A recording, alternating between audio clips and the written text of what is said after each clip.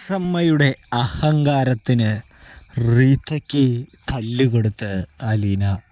അങ്ങനെ പ്രിയ പ്രേക്ഷകരെ, കൂട്ടുകാരെ, മഴ തോരും മുംബൈയിൽ ഇനി നമുക്ക് കാണാനായിട്ട് കഴിയുന്നത് എൽസമ്മ അലീന നേർക്കുനേറുള്ള യുദ്ധം തന്നെയാണ്. എൽസമ്മ വചനപ്രഘോഷണമൊക്കെ കഴിഞ്ഞ് തിരികെ വന്നെത്തുകയാണ് എന്ന് കാണാനായിട്ട് കഴിയും. അതായത് ഇനി എല്ലാ പ്രേക്ഷകരും കാണാൻ കാത്തിരിക്കുന്നത് ആ ഒരു നിമിഷമാണ്. അതായത് എൽസമ്മ ആരാണെന്നറിയണം. എൽസമ്മയും സ്റ്റാലിയും കൂടാതെ തന്നെ അലീനയും തമ്മിലുള്ള യുദ്ധം കാണണം. അതൊക്കെ തന്നെയാണ് ഇനിയിപ്പോൾ എല്ലാ പ്രേക്ഷകരുടെയും ആഗ്രഹമെന്ന് കാണാനായിട്ട് സാധിക്കും. അതുകൊണ്ട് തന്നെ അത് സംഭവിക്കാനായിട്ട് പോവുകയാണ് പ്രേക്ഷകരെ, പ്രിയ കൂട്ടുകാരെ. അതായത് എൽസമ്മ വന്നെത്തി കഴിയുമ്പോൾ തന്നെ കുത്തിത്തിരിപ്പുമായിട്ട് നമ്മുടെ റീത്ത തുടങ്ങുകയാണ്. അതായത് നിൻ്റെ മക്കൾക്ക് പോലും കൊടുക്കാത്ത സ്നേഹവും സമാധാനവും സന്തോഷമൊക്കെയാണ് അവൾക്ക് കൊടുത്തിരിക്കുന്നത്. അവൾ അവിടെ കിരീടം വയ്ക്കാത്ത രാജ്ഞിയാണ് എന്ന് നമ്മുടെ റീത്ത എൽസമ്മയോട് പറയുകയാണ്. അവൾ ഇങ്ങനെ പോയി കഴിഞ്ഞാൽ എല്ലാ സ്വത്തും കൈകാര്യം ചെയ്യുകയും കൈക്കലാക്കുകയും ചെയ്യുമെന്ന് പറയുന്നത് കാണാൻ സാധിക്കും. അതുകൊണ്ട് തന്നെ എൻ്റെ എൽസമ്മേ, നീ മക്കളുമായിട്ട് ചെന്ന് സ്റ്റാലിൻ്റെ അടുത്ത് പ്രശ്നമുണ്ടാക്കണമെന്ന് പറയുന്നു. തുടർന്ന് ഞാനൊരു പദ്ധതി ഉണ്ടാക്കിയിട്ടുണ്ടെന്നും നമ്മുടെ എൽസമ്മയോട് റീത്ത പറഞ്ഞു വയ്ക്കുന്നു. അതായത് നിൻ്റെ ആങ്ങളമാരും ഞാനും കൂടി ചർച്ച ചെയ്തിട്ട് സ്റ്റാലിൻ്റെ സ്വത്തിൽ 4 ഭാഗങ്ങളാക്കാനും 4-ൽ 3 ഭാഗം നിങ്ങളുടെ പേരിൽ എഴുതി വയ്ക്കാനുമായിട്ട് ഒരു ചർച്ചയും കാര്യങ്ങളൊക്കെ നടത്തിക്കൊണ്ടിരിക്കുകയാണ് എന്ന് പറയുകയാണ്. എന്താണ് നിൻ്റെ അഭിപ്രായം എന്ന് ചോദിക്കുന്നു. എൻ്റെ അഭിപ്രായം തന്നെയാണ് നിനക്കുമെന്ന് ഞാൻ വിചാരിക്കുന്നു എന്ന് പറയുമ്പോൾ, അല്ലെങ്കിലും ഞാൻ ചേച്ചിയെ ഇതുവരെ ധിക്കരിച്ചിട്ടുണ്ടോ?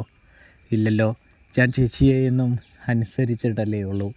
അതുകൊണ്ട് തന്നെ എൻ്റെ തീരുമാനം ചേച്ചിയുടെ തീരുമാനം തന്നെയാണ് എന്ന് നമ്മുടെ റീത്തയോട് എൽസമ്മ പറയുന്നു. റീത്തയാണ് അവിടെ ഭരിക്കുന്നതെന്ന് നമുക്ക് എല്ലാവർക്കും കാണാൻ കഴിയും.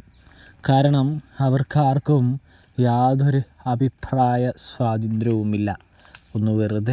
ഒന്ന് ചോദിക്കുന്ന മാതിരി വെറുതെ പറയുകയും ഒടുവിൽ റീത്ത തന്നെ പറയുന്നുണ്ട്, എൻ്റെ തീരുമാനത്തോട് നീ യോജിക്കുകയല്ലേ എന്ന്.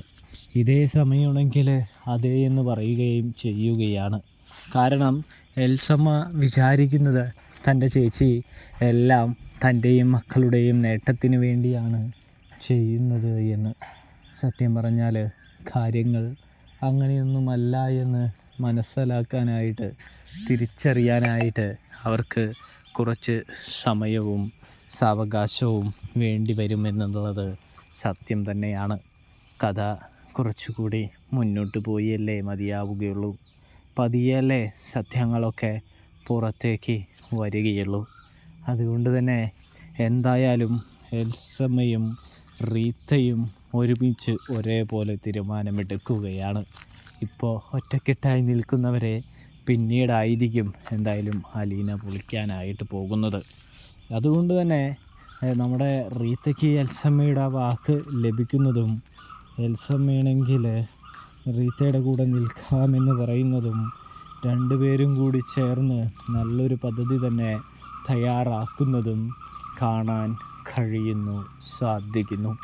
തുടർന്ന് രണ്ടുപേരും കൂടി ചേർന്ന് ബാക്കിയുള്ള തൻ്റെ സഹോദരങ്ങളെ ഈ വിവരം അറിയിക്കുന്നു.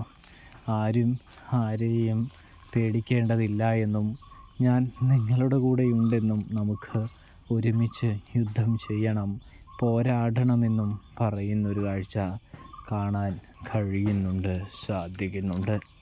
ഇതേ സമയം എങ്കിൽ ശരി, എങ്കിൽ സ്റ്റാലിൻ്റെ കൊട്ടാരത്തിൽ നിനക്ക് സ്വത്തിനു വേണ്ടി നമുക്ക് പോകാമെന്ന് പറഞ്ഞ് വയ്ക്കുകയാണ്. ഇതേ സമയം അങ്ങനെയെങ്കിൽ അങ്ങനെ സ്വത്ത് ആണ് റീത്ത ചേച്ചി എന്നോട് പറഞ്ഞത്.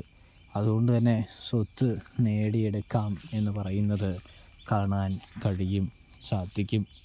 ഒടുവിൽ സ്റ്റാലി ഇല്ലാത്ത സമയത്താണ് റീത്തയും എൽസമ്മയും എത്തുന്നത് എന്ന് കാണാം. നമ്മുടെ ഔതക്കുട്ടിയുണ്ട് കേട്ടോ അവിടെ. ഔതക്കുട്ടിയെ റീത്ത പൊളിച്ചെടുക്കുകയാണ്. അലീനയെ മുകളിലാണ് എന്ന് കാണാം.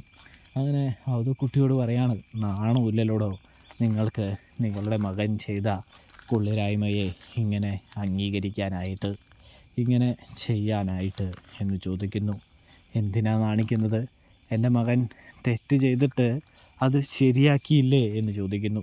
ഒരു പെൺകുട്ടിയെ അവൻ ഉപേക്ഷിച്ച് കളയാതെ ചേർത്ത് പിടിച്ചില്ലേ, അതിലല്ലേ സത്യം പറഞ്ഞാൽ ഞാൻ അഭിമാനിക്കേണ്ടത് എന്ന് ഔതക്കുട്ടി തിരിച്ച് ഒരു മറു ചോദ്യം ചോദിക്കുന്നു. താൻ എന്തൊരപ്പനാടോ എന്ന് റീത്താമ്മ ചോദിക്കുമ്പോൾ, എന്താ റീത്താമ്മേ എനിക്ക് കുഴപ്പമെന്ന് ചോദിക്കുന്നു. എൻ്റെ മകനെ ഞാൻ നല്ല രീതിയിൽ തന്നെയാണ് വളർത്തിയിട്ടുള്ളത്. അതിൻ്റെ എല്ലാ മികവും കാര്യങ്ങളും അവനെ കാണാനുണ്ട് എന്ന് പറയുന്നു. അവൻ നല്ല രീതിയിൽ തന്നെയാണ് ജീവിക്കുന്നത്, മുന്നോട്ട് പോകുന്നത് എന്ന് പറയുന്നത് കാണാം. നിങ്ങൾ അവനെ പറ്റിച്ച് ഒരുപാട് തിന്നുന്നുണ്ടല്ലോ, അതിൽ അവൻ എന്തെങ്കിലും മുടക്ക് വരുത്തിയിട്ടുണ്ടോ എന്ന് ചോദിക്കുമ്പോൾ, എന്താടോ ഔതക്കുട്ടി താൻ പറഞ്ഞേ എന്ന് ചോദിക്കുമ്പോൾ, ഉള്ളത് പറയുമ്പോൾ പൊള്ളിയിട്ട് കാര്യമില്ല റീതാമ്മേ, നിങ്ങൾ ചെയ്യുന്ന കാര്യങ്ങളല്ലേ ഞാൻ പറഞ്ഞുള്ളൂ എന്ന് ചോദിക്കുന്നത് കാണാൻ കഴിയും. എൻ്റെ മകൻ്റെ പൈസയ്ക്ക് മൂക്കുമുട്ട സാപ്പാട് തിന്ന് വീർത്തിട്ട് എൻ്റെ മകനോട് തന്നെ യുദ്ധത്തിന് വരാൻ നാണമാവില്ലേ എന്ന് ചോദിക്കുമ്പോൾ നമ്മുടെ ഔതക്കുട്ടിക്ക് നേരെ കയ്യോങ്ങാനായിട്ട് റീത്ത ശ്രമിക്കുകയാണ്.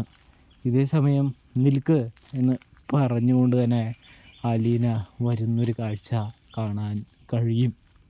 അപ്പോൾ നമ്മുടെ അലീനയെ കണ്ടതും എൽസമ്മയാണെങ്കിൽ പൊട്ടിത്തെറിക്കാൻ തുടങ്ങുമ്പോൾ, നിങ്ങൾ മിണ്ടാതിരിക്കുക, ഞാൻ ഇവർക്ക് ഉള്ള മറുപടി കൊടുക്കട്ടെ എന്ന് പറഞ്ഞുകൊണ്ട് തന്നെ റീത്തയുടെ അടുത്തേക്ക് എന്നിട്ട്, നിങ്ങളാരാ എൻ്റെ വല്യപ്പച്ചനെ നേരെ കയ്യോങ്ങാനായിട്ട്? എൻ്റെ വല്യപ്പച്ചൻ പറഞ്ഞത് എല്ലാം ശരി തന്നെയല്ലേ? എല്ലാം പപ്പയുടെ പൈസയ്ക്കല്ലേ നിങ്ങൾ തിന്നുന്നത്? അല്ലാതെ നിങ്ങൾ സ്വന്തമായിട്ട് അധ്വാനിച്ച് 1 രൂപയ്ക്ക് തിന്നുന്നുണ്ടോ എന്ന് പറയുന്നു. നിങ്ങൾ നിങ്ങളുടെ പെങ്ങളെ അടർത്തിയെടുത്തത് നിങ്ങൾക്ക് സുഖമായി തിന്ന് ജീവിക്കാനല്ലേ എന്ന് ചോദിക്കുന്നത് കാണാനായിട്ട് കഴിയുന്നുണ്ട്, സാധിക്കുന്നുണ്ട്. ഇതേ സമയമാണെങ്കിൽ നമ്മുടെ റീത്തയ്ക്ക് ഉത്തരമില്ല.